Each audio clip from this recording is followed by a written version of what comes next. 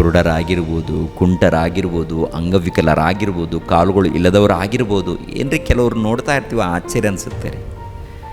2 ಕಾಲುಗಳು ಇರೋದಿಲ್ಲ ರೀ, 2 ಕಾಲುಗಳು ಇರೋದಿಲ್ಲ. ಅಂಥವರು ಕೂಡ ಏನ್ರಿ ತಮ್ಮ ಕೆಲಸ ಎಲ್ಲ ತಾವೇ ಮಾಡ್ಕೊಳ್ತಾ ಇರ್ತಾರೆ. ತಮ್ಮ ಕೆಲಸ ಎಲ್ಲ ಕೆಲಸ ಮಾಡ್ಕೊಳ್ತಾರೆ. ಮನೆಯಲ್ಲಿ ಅಡುಗೆ ಕೆಲಸ ಮಾಡ್ತಾರೆ, ಪಾತ್ರೆಯನ್ನು ತೊಳೆಯುವಂಥ ಕೆಲಸ ಮಾಡ್ತಾರೆ, ಬಟ್ಟೆಯನ್ನು ಒಗೆಯುವಂಥ ಕೆಲಸ ಮಾಡ್ಕೊಳ್ತಾರೆ. ಆಮೇಲೆ ಮತ್ತೆ ಎಲ್ಲೊಂದು ಕೆಲಸಕ್ಕೆ ಹೋಗ್ತಾರೆ. ಎಲ್ಲ ಕೆಲಸ ಮಾಡಿಕೊಂಡು ಮನೆ ಎಲ್ಲ ಕೂಡ ನೋಡ್ಕೊಳ್ತಾ ಇರ್ತಾರೆ. ತಮ್ಮ ಜೀವನ ತಾವು ನಡೆಸ್ಕೊಳ್ತಾ ಇರ್ತಾರೆ. ಆದರೆ ಕೈಕಾಲು ಗಟ್ಟಿ ಇದ್ದವ್ರು ಮಾತ್ರ ಆರೋಗ್ಯವಾಗಿರ್ತಾರೆ. ಕೈಕಾಲು ಗಟ್ಟಿ ಇರುತ್ತೆ, ಎಲ್ಲ ರೀತಿ ಯಾವ ಲೋಪ ಇರಲ್ಲ. ಯಾವ ಲೋಪ ಇಲ್ಲದಂಥವ್ರು ನಮಗೆ ಉದ್ಯೋಗ ಇಲ್ಲ, ನಮಗೆ ಏನೂ ಇಲ್ಲ ಬ್ರದರ್, ಎಂತ ಮಾಡೋದು, ಚಿಂತೆ ಇಲ್ಲ ಅಂದರೂ ಈ ರೀತಿ ಚಿಂತೆಯಲ್ಲಿ ತಿರುಗ್ತಾ ಇರ್ತಾರೆ. ಅದೇ ಯಾಕೆ ಚಿಂತೆ? ಯಾವುದು ಸಿಕ್ಕ ಕೆಲಸ ಮಾಡ್ಬೋದಲ್ಲ. ಏನು ಸಿಕ್ಕಿದೆಯೋ ಆ ಕೆಲಸ ಮಾಡ್ಬೋದಾ? ಕೈಗೆ ಏನು ಕೆಲಸ ಸಿಕ್ಕಿದೆಯೋ ಆ ಕೆಲಸ ಮಾಡ್ಬೋದು. ಕನಿಷ್ಠ ಪಕ್ಷದಲ್ಲಿ ಹೊಟ್ಟೆಗೋಸ್ಕರ ಸಂಪಾದನೆ ಮಾಡ್ಕೋಬೇಕಲ್ಲ.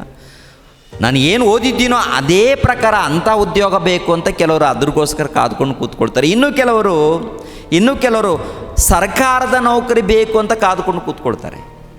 ಸರ್ಕಾರದ ಮೂಲಕ ಆ ಉದ್ಯೋಗ ಬೇಕು ಅಂತ ಕೆಲವು ಜೀವಿತ ಕಾಲಗಳು ಮುಗಿಸ್ಕೊಂಡು ಹೋಗ್ತಾ ಇರ್ತಾರೆ. ಸರ್ಕಾರ ನೌಕರಿ ಬರೋ ತನಕ ನನಗೆ ಮದುವೆ ಬೇಡ ಅಂಥವ್ರು ಕೂಡ ಇದ್ದಾರೆ. ಮದುವೆ ಮಾಡಿಕೊಳ್ಳಲ್ಲ, ದೇವರ ಬಳಿಯಲ್ಲಿ ಬರೋದಿಲ್ಲ. ಸರ್ಕಾರ ನೌಕರಿ ಕೊಟ್ಟರೆ ದೇವರ ಬಳಿಗೆ ಬರ್ತೀನಂತೆ. ಇದೊಂದು ಏನ್ರಿ, ದೇವರ ಬಳಿಯಲ್ಲಿ ಬಂದು ಬೇಡಿಕೊಳ್ಳೋದು.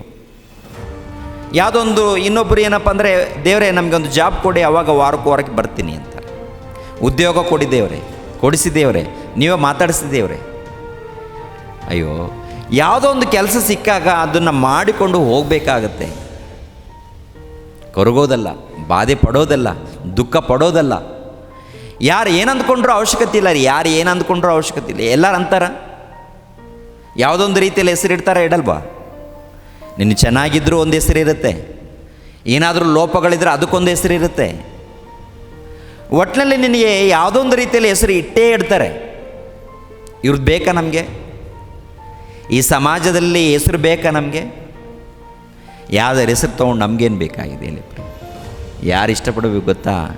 ನಿನಗೆ ಜೀವಿತ ಕೊಟ್ಟಂಥ ತಂದೆಯಾದ ದೇವರು ಇಷ್ಟಪಡಬೇಕು, ಮೆಚ್ಚಬೇಕು. ಈ ಸಮಾಜ ಮೆಚ್ಚೋದು ಏನಿದೆ ಪ್ರಿಯರೇ? ಎಲ್ಲ ವ್ಯರ್ತಾರೆ.